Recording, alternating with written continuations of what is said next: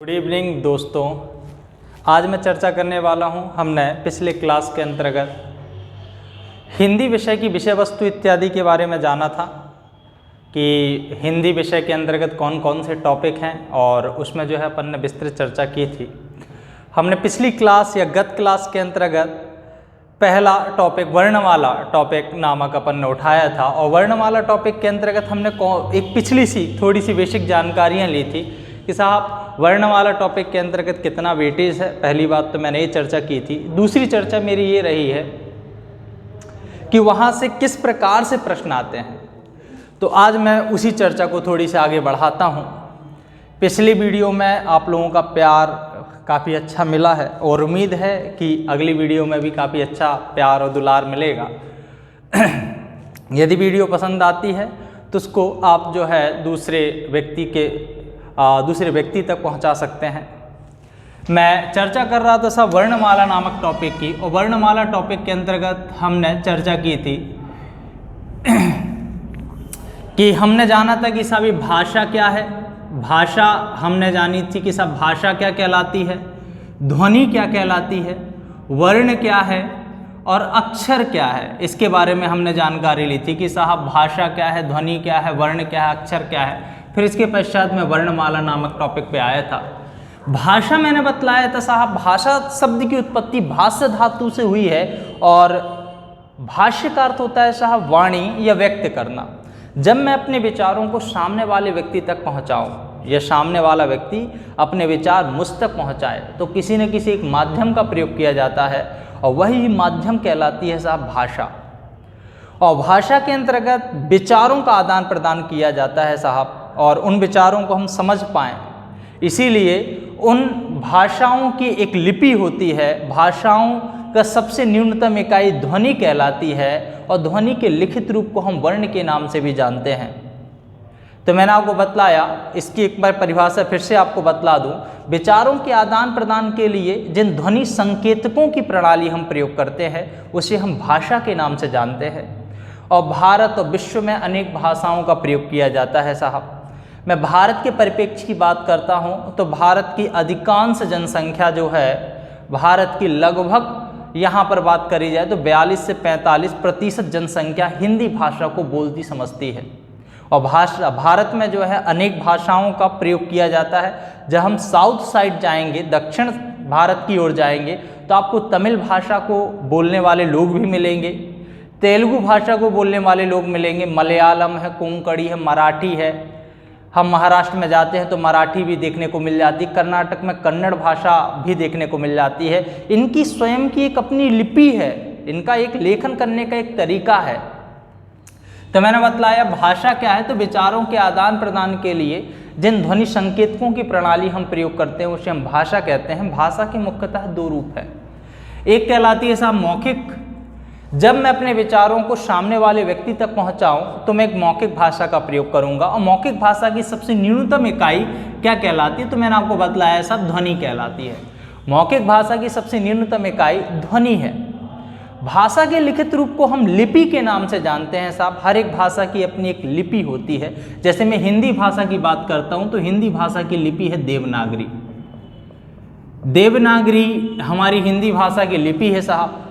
और देवनागरी कुछ और भाषाओं की लिपि है, क्योंकि हम देवनागरी भाषा के अंतर्गत सामान्यतः हम देखते हैं कि सब हिंदी भाषा में 52 वर्ण हैं, जिन वर्णों के माध्यम से हम शब्द की रचना करते हैं, शब्द को बनाते हैं, शब्द के पश्चात वाक्य को बनाते हैं और वाक्य के माध्यम से ही हम अपने जो है विचारों को सामने वाले व्यक्ति तक पहुँचाते हैं साहब। तो मैंने बतलाया देवनागरी लिपि के अंतर्गत मैंने आपको बतलाया 52 वर्ण प्रयोग किए जाते हैं। और देवनागरी लिपि जो है कुछ और भारत की भाषाओं की लिपि है। जैसे मैं मराठी भाषा की बात करता हूँ उसकी भी लिपि देवनागरी है, क्योंकि हम सामान्यतः जो है हिंदी भाषा में भाई है ना का प्रयोग करते हैं, तो है ना यह मराठी में भाऊ है ना शब्द का प्रयोग करते हैं। तो यहाँ पर सामान्यतः ध्यान सुनना, वह भालू वाला भा और ईख वाला ई, ठीक, ये भाई के संदर्भ में प्रयोग हुआ है। और भाव में भालू वाला भा और यहाँ पर देखा जाए ऊ शब्द का प्रयोग किया गया है। तो वही वर्ण की व्यवस्था यहाँ पर प्रयोग की जाती है साहब। तो हम देखते हैं कि भारत में कुछ ऐसी और भाषाएं हैं जिनकी लिपि देवनागरी है, जैसे नेपाली भाषा है, यहाँ पर देखी जाए हिंदी भाषा है, संस्कृत भाषा है, मराठी भाषा है। इन भाषाओं की लिपि सामान्यतः हम देखते हैं देवनागरी ही है। बंगला भाषा की लिपि अलग है साहब, असमिया की अलग है। यहाँ पर दक्षिण साइड चले जाओगे तो आपको कन्नड़ भाषा की लिपि अलग मिल जाएगी, उनकी स्वतंत्र एक लिपि है। हम अंग्रेजी भाषा की लिपि की यदि मैं चर्चा करता हूँ तो उनकी लिपि रोमन है साहब, ठीक। फ्रांसीसी भाषा की लिपि भी रोमन है, ठीक। उर्दू, फारसी और यहाँ पर बात करी जाए ईरानी, इन भाषाओं की लिपि जो है यहाँ पर देखी जाती है तो फारसी है इनकी लिपि। तो मैंने आपको बतला दिया, विचारों के आदान प्रदान के लिए जिन ध्वनि संकेतकों की प्रणाली प्रयोग करते हैं उसे हम भाषा के नाम से जानते हैं। भाषा के मुख्यतः दो रूप हैं, एक तो मौखिक भाषा कहलाती है साहब, और दूसरी भाषा कहलाती है जिसे हम लिखित भाषा के नाम से हम जानते हैं। इसके पश्चात मैंने ध्वनि की चर्चा की थी कि भाषा की सबसे न्यूनतम इकाई को हम ध्वनि के नाम से जानते हैं साहब। वर्ण क्या है? तो भाषा की सबसे न्यूनतम लिखित इकाई वर्ण है, या लिपि की सबसे न्यूनतम इकाई को हम वर्ण के नाम से जानते हैं। अक्षर मैंने बतलाया था वही है साहब, ध्वनि, वर्ण और अक्षर एक ही कहलाता है, बस कुछ कुछ यहाँ पर अंतर है। ध्वनि सामान्यतः मौखिक रूप में है, वर्ण हमेशा सामान्यतः लिखित रूप में देखा जाता है। अक्षर एक पर्याय है, दोनों के संदर्भ में हम प्रयोग कर सकते हैं। तो अक्षर दो प्रकार के होते हैं साहब, एक तो मैंने बतलाया था बद्धाक्षर और एक है मुक्ताक्षर। बद्धाक्षर कहलाता है और दूसरा मैंने बतलाया था मुक्ताक्षर के नाम से जाना जाता है। बद्धाक्षर क्या कहलाता है? यदि मैं किसी भी शब्द का लेखन करूं और उसका अंतिम वर्ण हलंत युक्त हो, हलंत रहे, जैसे कि मैं यहाँ पर लिखता हूँ साहब श्रीमान, मैं यहाँ पर लिखता हूँ श्रीमान मैंने लिखा और अंतिम वर्ण में जो है नाम में हलंत लगा हुआ है, इसे बोलते हैं साहब बद्धाक्षर का प्रयोग यहाँ पर किया गया है साहब। मुक्ताक्षर का प्रयोग कहाँ पर करते हैं? यदि किसी भी वर्ण या शब्द लेखन करते समय अंतिम वर्ण में स्वर युक्त प्रणाली का प्रयोग किया जाए, स्वर भी हो, उसे हम मुक्ताक्षर के नाम से जानते हैं। जैसे कि मैंने लिखा यहाँ पर खाना, यहाँ पर जो है बड़ा आ स्वर है, ध्यानपूर्वक सुनना, यहाँ पर मुक्ताक्षर मैंने यहाँ पर लिखा साहब, यहाँ पर मैंने यहाँ पर लिखा है पीना, नहाना। यहाँ पर जहाँ पर भी अंतिम वर्ण में स्वर युक्त प्रणाली हो उसे मुक्ताक्षर के नाम से हम जानते हैं। तो मैंने अक्षर की भेद बतला दिया। अक्षर की सामान्यतः दो भेद हैं, बद्धाक्षर और मुक्ताक्षर। इसके पश्चात यदि मैं चर्चा करता हूँ वर्णमाला, ध्यानपूर्वक सुनना, आज मैं इसकी परिभाषा पे चर्चा करता हूँ कि वर्णमाला की परिभाषा है तो है क्या। ध्यानपूर्वक सुनिएगा। वर्णों के व्यवस्थित समूह को हम वर्णमाला के नाम से जानते हैं और वैज्ञानिक तकनीकी शब्दावली आयोग एक संस्थान है, उन्होंने बतलाया कि हिंदी भाषा में 52 वर्ण निर्धारित किए गए हैं। वो कौन कौन से 52 वर्ण हैं? और आप जो है मैं कहूँ कि साहब 52 वर्ण को आप लिख के बतलाओ, तो मेरे पास इतना समय नहीं कि मैं जो है फिर आपको बोलूँ कि साहब मैं इतना समय देता हूँ। हाँ, आप वीडियो को पॉज कर लें आप, और इसके पश्चात 52 वर्ण को लिख कर देखें कि आपके मन मस्तिष्क पर कितने वर्ण बचे हुए हैं। मैं यहाँ पर लिख देता हूँ साहब 52 वर्ण कौन कौन से हैं। यदि मैं वर्णमाला की परिभाषा बतलाई तो वर्णों के व्यवस्थित समूह को हम वर्णमाला कहते हैं और हिंदी भाषा में 52 वर्ण निर्धारित किए गए हैं और वर्णमाला को सामान्यतः 3 श्रेणियों में विभक्त किया गया। ये मैं पिछली चर्चा कर चुका था, स्वर, व्यंजन और अयोग्य बाह्य वर्ण। वर्णमाला के अंतर्गत कौन कौन से वर्ण हैं? ये छोटा आ, ये बड़ा आ है, इसके पश्चात छोटी ई, बड़ी ई, छोटा ऊ, बड़ा ऊ, इसके पश्चात री वर्ण है, फिर है ए, ऐ, ओ और यहाँ पर हो जाएगा साहब आओ। इसके पश्चात देखा जाए तो का है, खा है, गा है, घा है और अंग है, का, खा, गा, घा, अंग। इसके पश्चात चा, छा, जा, झा, इया, टा, ठा, डा, ढा, णा, ता, था, दा, धा और ना, पा, फा, बा, भा और मा। इसके पश्चात देखा जाए तो या, रा, ला, वा वर्ण आपको देखने को मिल जाएंगे साहब, यारा, ला, वा। इसके पश्चात शलजम है, षटकोण है, सरौता है और हलवाई वर्ण है। फिर यहाँ पर हो जाएगा साहब छा, त्रा, ज्ञा और यहाँ पर हो जाएगा साहब स्रा, और ये है साहब अंतिम 2 वर्ण, ये है ड़ा और ढा, ड़ा और ढा। इस तरीके से 52 वर्ण यहाँ पर बतलाए गए हैं। मैंने आपको बतलाया साहब वर्णमाला को 3 भागों में विभाजित किया गया है, स्वर वर्ण, व्यंजन वर्ण और यहाँ पर हो जाएगा साहब अयोग्य बाह्य ध्वनियाँ। इसके पश्चात अपन देख लेते हैं साहब वर्णमाला को सामान्यतः 3 कौन कौन से भाग हैं। तो मैं आपको बतलाऊं, वर्णमाला को सामान्यतः 3 भागों में विभक्त किया गया है। स्वर वर्ण क्या कहलाता है, व्यंजन वर्ण क्या कहलाता है और अयोग्य बाह्य ध्वनियाँ क्या कहलाती। मैं पिछली परिभाषा बतला चुका था। स्वर वर्ण वे ध्वनियाँ जिनके उच्चारण में मुख से निकलने वाली वायु बिना बाधा के बाहर निकल आए, उसे हम स्वर वर्ण के नाम से जानते हैं। इनकी संख्या 11 बतलाई गई है। इनकी संख्या है साहब 11। स्वर वर्णों की संख्या यहाँ पर 11 है, जो कि सामने लिखे हुए हैं। आ बड़ा आ, ई बड़ी ई, उ बड़ा उ, री, ए आई ओ आओ, ये 11 स्वर वर्ण कहलाते हैं। इसके पश्चात मैं एक और तरीका आपको बतला दूं कि उच्चारण के आधार पर स्वर वर्णों को कितने भागों में विभाजित किया गया है। उच्चारण के आधार पर स्वर वर्णों को सामान्यतः देखा जाए तो 3 भागों में डिवाइड किया गया है। पहला कहलाता है साहब ह्रस्व, या इसे हम लघु स्वर वर्ण, या इसे हम एक मात्रिक स्वर वर्ण के नाम से हम जानते हैं। मैंने आपको बतलाया ह्रस्व, लघु या एक मात्रिक स्वर वर्ण कहलाता है। इनके अंतर्गत कौन कौन से स्वर वर्ण आएंगे अभी हम देखने वाले हैं। दूसरा जो कहलाता है दीर्घ स्वर वर्ण, दीर्घ स्वर वर्ण, और इसे हम द्विमात्रिक स्वर वर्ण के नाम से हम जानते हैं साहब। और तीसरा जो कहलाता है उसे हम प्लुत स्वर वर्ण के नाम से जानते हैं, और इसे हम त्रिमात्रिक स्वर वर्ण के नाम से हम जानते हैं। ह्रस्व या लघु या एक मात्रिक स्वर वर्ण क्या कहलाते हैं? वे स्वर वर्ण जिनके उच्चारण में अति अल्प समय लगे, वायु पता न चले कब निकल गई, उसे हम बोलते हैं साहब ह्रस्व, लघु या एक मात्रिक स्वर वर्ण के नाम से जानते हैं। इनकी संख्या 4 निर्धारित की गई है साहब, छोटा आ, छोटी ई, छोटा ऊ और री। चूंकि ये एक मात्रा भी देते हैं इसीलिए हम इनको एक मात्रिक स्वर वर्ण के नाम से जानते हैं। वे ध्वनियाँ जिनके उच्चारण में बहुत कम समय लगे उन्हें हम लघु स्वर वर्ण या ह्रस्व या एक मात्रिक स्वर वर्ण के नाम से हम जानते हैं। द्विमात्रिक स्वर वर्ण या दीर्घ स्वर वर्ण क्या कहलाती हैं? वह ध्वनियाँ जिनके उच्चारण में मुख से निकलने वाली वायु ह्रस्व से या लघु से दुगना समय ले, है ना, इससे अधिक समय ले, उसे बोलते हैं साहब द्विमात्रिक स्वर वर्ण। इनकी संख्या साधारणतः 7 है। बड़ा आ है, बड़ी ई है, बड़ा ऊ है, इसके पश्चात ए है, आय है, ऊ है और औ है। ये जो है 7 स्वर वर्ण कहलाते हैं साहब दीर्घ स्वर वर्ण।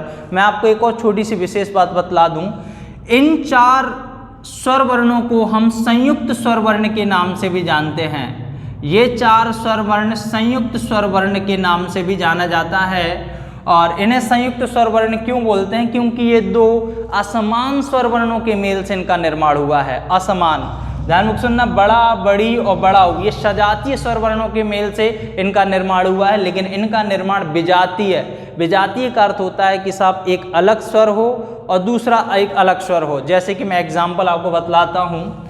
ए वर्ण का निर्माण साधारणतः देखा जाए छोटा आ या बड़ा आ में यदि छोटी ई या यहाँ पर बड़ी ई मिल जाए, ध्यानपूर्वक सुनिएगा, फिर से मैं बतलाऊं, यदि छोटा और छोटी या बड़ा बड़ी या छोटा के साथ बड़ी या बड़ा के साथ छोटी मिल जाए तो आपको ए स्वर वर्ण देखने को मिल जाता है। जैसे कि मैंने लिखा यहाँ पर छोटा और ई, इन दोनों का मेल क्या कहलाता है? तो ध्यानपूर्वक सुनना, ए। तो ये जो है 2 अलग अलग विजातीय स्वर वर्णों के मेल से इनका निर्माण हुआ है, इसीलिए इनको संयुक्त स्वर वर्ण के नाम से जानते हैं। यदि मैं आय की बात करूं, इसका निर्माण जो हुआ है छोटा आ या बड़ा आ के साथ यदि यहाँ पर मिल जाता है, ध्यानपूर्वक सुनिएगा, आय, यदि इसके साथ ये वर्ण मिल जाए, बड़ा के साथ यदि ये वर्ण मिल जाए तो यहाँ पर बनाता है साहब आय। इसके पश्चात यदि मैं ओ वर्ण की बात करता हूँ तो ध्यानपूर्वक सुनिएगा, छोटा आ या बड़ा आ में यहाँ पर छोटा ऊ या बड़ा ऊ मिल जाता है, कोई भी दो स्वर वर्ण मिलेंगे अलग अलग जाति के, छोटा आ में छोटा ऊ मिल जाए, बड़ा आ में बड़ा ऊ मिल जाए या बड़ा आ में छोटा ऊ मिल जाए, तब यहाँ पर बनाता है साहब ओ। इसके पश्चात यदि मैं औ की बात करता हूँ तो ध्यानपूर्वक सुनिएगा, औ वर्ण जो बनता है छोटा आ में बड़ा आ, इसमें यदि ओ वर्ण मिल जाता है तब ये बनाता है साहब आओ। तो मैंने आपको बतला दिया, चूंकि इनका निर्माण अलग अलग जाति के मेल से हुआ है इसीलिए इनको बोलते हैं साहब संयुक्त स्वर के नाम से जानते हैं। एग्जाम में सिर्फ इतना ही पूछा जाता है संयुक्त स्वर वर्णों की संख्या कितनी है, तो आंसर है साहब 4। एक बार उसने प्रश्न पूछा था अय का निर्माण हुआ है, तो ध्यानपूर्वक सुनिएगा, यदि छोटा आ में अय मिल जाए या बड़ा आ में अय मिल जाए तो इन वर्णों के मेल से सामान्यतः आय वर्ण का निर्माण हुआ है, ए आय ओ आओ। तो ध्यानपूर्वक सुनिएगा, दो प्रकार से यहाँ पर प्रश्न पूछे जाते हैं, संयुक्त स्वर वर्णों की संख्या कितनी है, और दूसरा प्रश्न पूछा जाएगा कि ये वाला जो संयुक्त स्वर वर्ण है आय का निर्माण कौन कौन से स्वर वर्णों के मेल से हुआ है, या औ का निर्माण कौन कौन से स्वर वर्णों के मेल से हुआ है। दो ही प्रकार के प्रश्न अभी तक देखे गए हैं और पूछे ही जाते हैं साहब। ध्यानपूर्वक सुनिएगा, ये त्रिमात्रिक या प्लुत स्वर वर्ण क्या कहलाते हैं, तो ध्यानपूर्वक सुनना, त्रिमात्रिक या प्लुत स्वर वर्ण सामान्यतः संस्कृत भाषा में इसका प्रयोग किया जाता था, और हमको इतना ज्ञात रखना चाहिए कि हमने हिंदी भाषा में अधिकतम जो सोर्स है या स्रोत है वो हमने संस्कृत भाषा से उठाया है, या तो उनका परिवर्तित रूप हमने ग्रहण किया है या तो हमने मूलतः उन शब्दों को ग्रहण कर लिया है। ध्यान सुनना, हमने संस्कृत के या तो कुछ तद्भव रूप को, जैसे भल्लुक, ये संस्कृत में प्रयोग किया जाता था, वर्तमान में इसका प्रयोग भालू के रूप में किया जाता है। इच्छु अभी वर्तमान में ईख के रूप में इसका प्रयोग किया जाता था। ध्यानमुख सुनिएगा, स्वामी का प्रयोग हम करते हैं लेकिन इसका जो है ध्यानमुख सुनिएगा तद्भव रूप साई के नाम से जाना जाता है। तो हम कुछ का पैरेलल प्रयोग करते हैं और कुछ का जो है हम बिल्कुल ही परिवर्तित रूप ग्रहण कर चुके हैं साहब। ध्यानमुख सुनना, शिक्षा हम, ये संस्कृत भाषा का शब्द है, हिंदी भाषा में प्रयोग किया जाता है और हिंदी में इसका परिवर्तित रूप भी प्रयोग किया जाता है, सीख। शिक्षा और सीख, शिक्षा एक तत्सम शब्द है, सीख एक तद्भव शब्द है। तो मैंने आपको बतलाया कि आजकल इनका प्रयोग प्लुत या त्रिमात्रिक स्वर वर्ण का प्रयोग हिंदी भाषा में किसी को, कोई दूर व्यक्ति है खड़ा हुआ है, दूर से पुकारने में, चिल्लाने में, रोने में, गाने में इनका वर्तमान में प्रयोग बचा है। यदि में इनका प्रयोग कहाँ पर किया जाता है देखा गया होगा, आपने देखा था, जैसे कि मैंने आपको बतलाया प्रथमो अध्याय, ये प्रथमो अध्याय में जो है ये एस आकार का जो दिख रहा है यही कहलाता है सब प्लुत या त्रिमात्रिक स्वर वर्ण के नाम से जानते हैं। एक और मैं बतला दूं, मैंने यहाँ पर बोला ओम, तो ये तिरका 3 का जो आपको दिख रहा है ये भी एक प्रकार का प्लुत स्वर वर्ण है। तो मैंने आपको बतला दिया, प्लुत स्वर वर्ण 2 आपको सामान्यतः देखने को मिलते हैं संस्कृत में, हिंदी भाषा में इनका प्रयोग बहुत कम देखने को मिलता है। रोने, गाने, चिल्लाने या पुकारने में साधारणतः इसका प्रयोग देखने को मिल सकता है। यहीं पर अपने जो है 11 स्वर वर्ण हो जाते हैं साहब। ध्यान सुनना, 11 स्वर वर्ण, प्लुत स्वर वर्ण का प्रयोग संस्कृत में किया जाता था। चूंकि उच्चारण के आधार पर इनके 3 प्रकार बतलाए गए हैं इसीलिए मैंने इसका उल्लेख किया है। यदि कोई व्यक्ति नोट डाउन कर रहा है तो नोट डाउन करता जाए, और इसको चूंकि अपने पास समय कम है इसीलिए मैं इसको थोड़ी तीव्र गति से आगे बढ़ाता हूँ, एक और मैं प्रकार आपको बतला सकूँ। इसके पश्चात जो है, मैं ध्यानपूर्वक सुनिएगा, स्वर वर्ण को एक और तरीके से हम पढ़ते हैं और उस तरीके का नाम क्या है, तो मैं एक तरीका और बतला दूं, हालांकि 2 और तरीके हैं। एक है साहब जिह्वा प्रयत्न के आधार पर या जिह्वा स्थान के आधार पर, ध्यानपूर्वक सुनिएगा, सॉरी, जिह्वा स्थान के आधार पर स्वर वर्णों का भेद। तो जिह्वा स्थान के आधार पर साधारणतः जिह्वा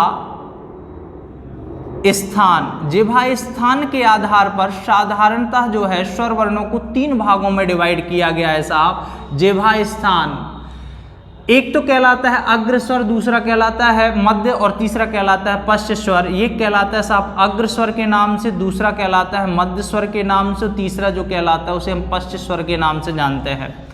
अग्र स्वर वर्ण वे स्वर वर्ण जिनके उच्चारण में जीभ अपनी स्थिति यदि आगे की ओर करे, वे स्वर वर्ण जिनके उच्चारण में जीभ यदि आगे की ओर अपनी स्थिति करती है उसे बोलते हैं साहब अग्र स्वर वर्ण।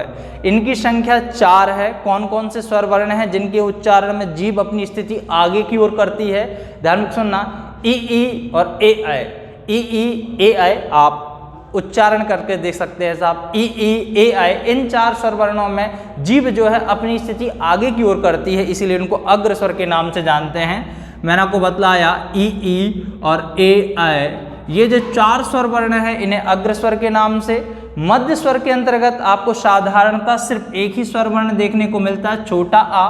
बाकी के जो स्वर वर्ण बचे हैं वो पश्च स्वर के अंतर्गत आते हैं। ध्यान में सुनना, कौन कौन से बचे हैं? इसका एक बड़ा भाई बच गया है साहब, बड़ा आ पश्च स्वर के अंतर्गत अ। इसके उच्चारण में जीभ जो है अपनी स्थिति पीछे की ओर करती है साहब, अ। यहाँ पर मैं और भी उच्चारित करता हूँ, ओ उ। यहाँ पर इन स्वर वर्णों के उच्चारण में साधारणतः जीभ अपनी स्थिति पीछे की ओर करती है, इसीलिए इन्हें हम पश्च स्वर के नाम से जानते हैं। आ है, इसके पश्चात देखा जाए उ आपको देखने को मिल जाएगा, उ। इसके पश्चात देखा जाए तो री भी स्वर वर्ण देखने को मिलेगा और यहाँ पर मिल जाता है साहब ओ और आओ।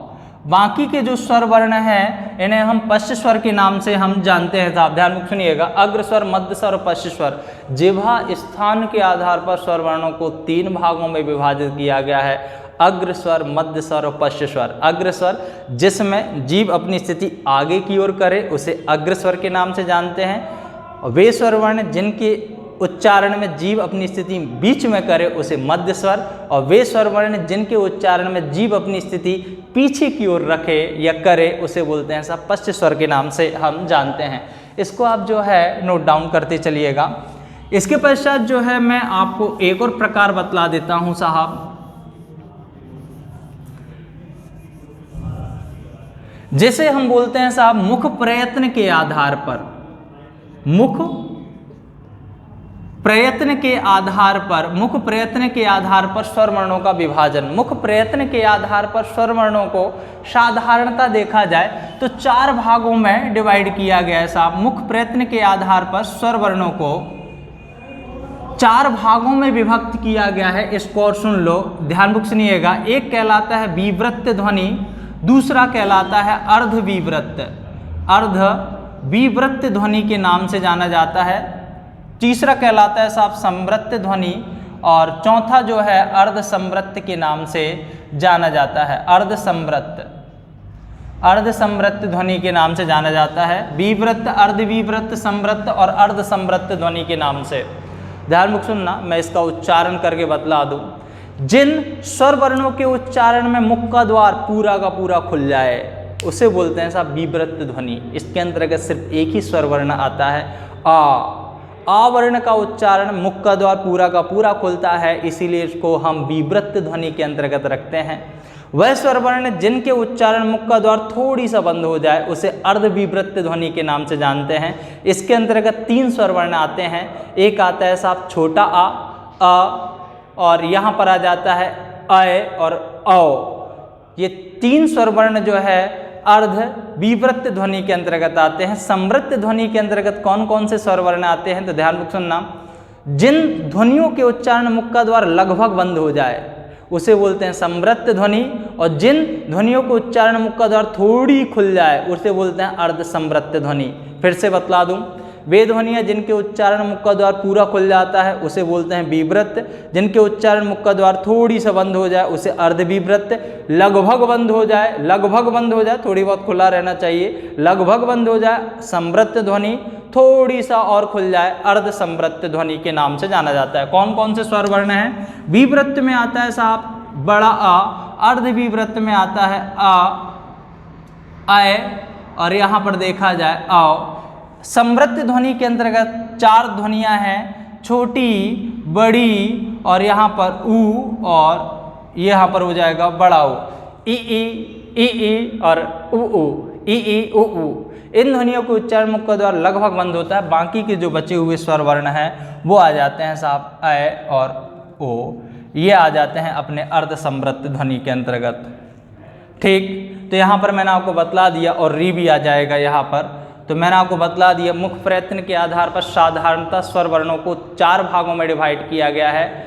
मुख्य द्वार पूरा खुलता है, विवृत थोड़ी सा बंद हो जाए, अर्धविवृत लगभग बंद हो जाए, संवृत और थोड़ी सा और खुल जाए, और उसे बोलते हैं अर्धसंवृत ध्वनि के नाम से हम जानते हैं। आज हमने स्वर वर्णों के अंतर्गत 3 प्रकार के भेदों पर चर्चा कर ली है। इसके पश्चात जो है अगला भेद जो है मैं आपको बतलाऊंगा, वो अगली क्लास के अंतर्गत अपन चर्चा कर लेंगे साहब, है ना। मेरा उद्देश्य है कि वीडियो ज़्यादा बड़ा नहीं होना चाहिए। हम अगली क्लास के अंतर्गत मिलते हैं। शुभ रात्रि।